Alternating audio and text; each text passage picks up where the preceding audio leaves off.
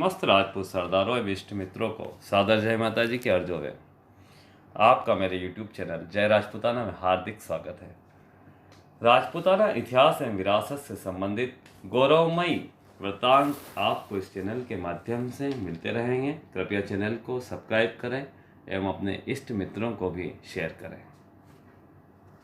आज हम बात करेंगे सिसोदिया गुहिल गहलोत वंश की कुलदेवी माँ बाण माता की। सिसोदिया गुहिल गहलोत वंश की कुलदेवी माँ बाण माता का मुख्य मंदिर विश्व प्रसिद्ध चित्तौड़गढ़ दुर्ग में स्थित है। 7वीं शताब्दी में मानमौर्य से चित्तौड़ फतह के बाद बापा रावल सूरत क्षेत्र में गए थे। वहां बाण के राजा की बहन से विवाह किया। वे देवबंदर से साथ में बाण माता की मूर्ति भी लाए थे। इस प्रतिमा के 4 हाथ हैं।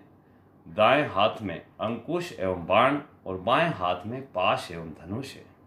दुर्गा सप्तशती के 8वें अध्याय के प्रथम श्लोक में इसका उल्लेख किया गया है। माता हंसवाहिनी है। 7वीं शताब्दी में चित्तौड़गढ़ दुर्ग में बाण माता की मूर्ति की विधिवत स्थापना हुई थी। 15वीं शताब्दी में बाहरी आक्रमणकारियों के हमले में यह मूर्ति खंडित हो गई थी। 18वीं शताब्दी के अंत में मेवाड़ के महाराणा सज्जन सिंह ने पुनः जीर्णोद्धार करवाया एवं बाण माता की संगमरमर की हूबहू प्रतिमा पुरानी मूर्ति के आगे ही स्थापित करवाई गई ताकि खंडित स्वरूप नजर न आए। एक अन्य ऐतिहासिक उल्लेख के अनुसार बापा रावल के गुजरात विजय के पश्चात गुजरात के राजा से उन्होंने राजकुमारी का विवाह उनके साथ करने की इच्छा जताई थी। हालांकि राजकुमारी के मन में पहले से ही इच्छा थी कि वह महाराणा की रानी बने। राजकुमारी बाण माता की भक्त थी। राजकुमारी ने बाण माता से प्रार्थना की। कहते हैं कि बाण माता की कृपा से राजकुमारी की मनोकामना पूर्ण हुई और महाराज और राजकुमारी का विवाह संपन्न हुआ। राजकुमारी के साथ माता भी चित्तौड़ दुर्ग में पधार गई। हालांकि गिरनार में आज भी मां का प्राचीन मंदिर मौजूद है।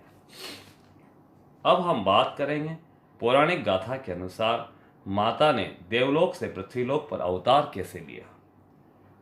पुराणों के अनुसार हजारों वर्ष पहले बाणासुर नाम का एक राक्षस था जिसका साम्राज्य सोनितपुर आसाम, बामसू व बाणपुर मध्य प्रदेश तक फैला हुआ था। बाणासुर बामसू में रहता था। बाणासुर भगवान शिव का अनन्य भक्त था। बाणासुर ने घोर तपस्या करके भगवान शिव से अनेकों वरदान प्राप्त कर लिए थे। शक्तियों के मद में वह अत्यंत दुराचारी हो गया था। शिव जी के आशीर्वाद से उसे हजारों भुजाओं की शक्ति भी प्राप्त हो गई थी। बाणासुर ने भगवान शिव की अनेकों बार घोर तपस्याएं की। एक बार घोर तपस्या के फलस्वरूप भगवान शिव ने कुछ वरदान मांगने को कहा तो बाणासुर ने कहा कि आज से आप मेरे किले के पहरेदार हो जाओ।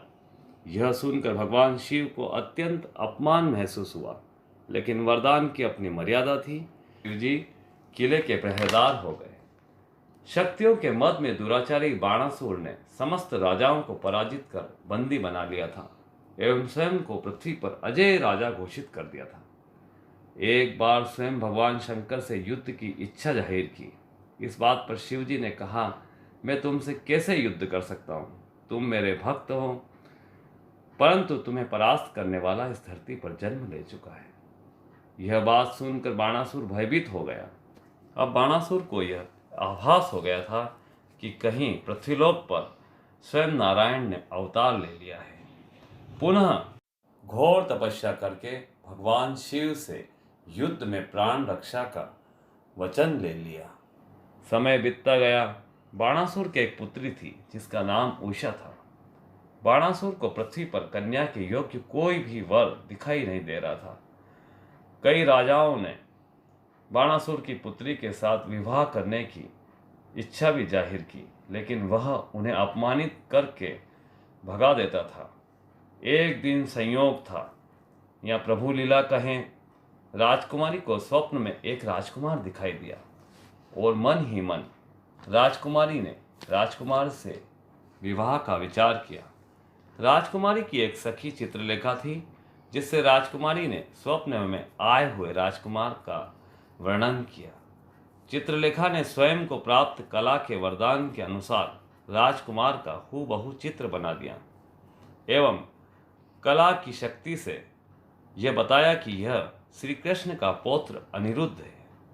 राजकुमारी द्वारा इच्छा जाहिर करने पर चित्र में उकेरे हुए राजकुमार अनिरुद्ध को अपने वरदान की शक्ति से वहां प्रकट कर दिया। दोनों का विवाह ओखीमठ नाम के एक स्थान पर हुआ जो कि केदारनाथ के पास स्थित है। जब बाणासुर को यह बात पता चली तो उसने दोनों को पकड़कर बंदी बना लिया और अपने किले में डाल दिया। बहुत समय तक अनिरुद्ध जब द्वारिका नहीं पहुंचे तो श्री कृष्ण बड़े व्याकुल हुए। नारद जी द्वारा पता चलने पर भगवान कृष्ण ने बाणासुर से युद्ध करने का संकल्प लिया। बाणासुर और श्री कृष्ण में भयंकर युद्ध हुआ। प्राण रक्षा के वरदान के अनुसार बाणासुर की ओर से भगवान शिव युद्ध कर रहे थे। यह युद्ध अत्यंत विनाशक हो गया था एवं पृथ्वी पर हाहाकार मच गया था। दोनों पक्षों के असंख्य सैनिकों का नाश हो गया था। युद्ध की भयावहता को देखकर देवता लोग भी व्यथित हो गए थे और सभी ने मिलकर ब्रह्मा जी से युद्ध रुकवाने की प्रार्थना की, परंतु उन्होंने असमर्थता जाहिर की। अंत में देवतागण ने परम शक्ति माँ दुर्गा जी की आराधना की। माँ दुर्गा ने दोनों पक्षों को शक्ति बल से शांत करा दिया। इस प्रकार भगवान शिव के वरदान का मान भी रह गया। कालांतर बाद भी बाणासुर अपनी आसुरी प्रवृत्ति को बदल नहीं पाया। कुछ समय बाद राजाओं के परामर्श से ऋषि मुनियों ने एक यज्ञ प्रारंभ किया। यज्ञ की अग्नि से माँ पार्वती एक छोटी कुंवारी कन्या के रूप में प्रकट हुई और सभी क्षत्रिय राजाओं से वर मांगने को कहा। तभी राजाओं ने देवी माँ से बाणासुर से रक्षा करने की कामना की। विशेषकर सिसोदिया गहलोत राजवंश के पूर्वज प्राचीन सूर्यवंशी राजा भी इस यज्ञ में उपस्थित थे। तभी माता ने राजाओं को आश्वस्त किया कि वो धैर्य रखें, समय आने पर बाणासुर का वध मेरे ही हाथों होगा। यह वचन देकर माता तपस्या करने के लिए भारत के दक्षिणी छोर त्रिवेणी संगम पर बैठ गई। पायण माता की यह लीला बाणासुर को किले से बाहर लाने की थी ताकि शिवजी से अलग हो सके। वर्तमान में यह स्थान कन्याकुमारी के नाम से जाना जाता है। देवी माँ जब बड़े हुए तो उनकी सुंदरता से शिवजी मोहित हुए एवं विवाह करने की तैयारी करने लगे।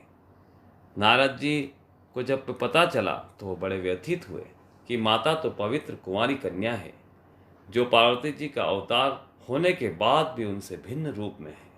यदि शिवजी से विवाह हुआ तो देवी माँ बाणासुर का वध नहीं कर पाएगी, क्योंकि एक वरदान के मुताबिक केवल परम सात्विक देवी के हाथों ही बाणासुर मृत्यु को प्राप्त हो सकता है।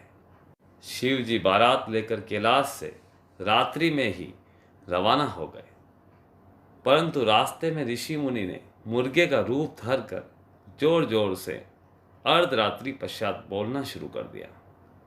शिवजी को लगा कि अब भोर हो गया है एवं विवाह का मुहूर्त निकल गया है, अतः कुछ दूरी पर ही विश्राम करने के लिए रुक गए।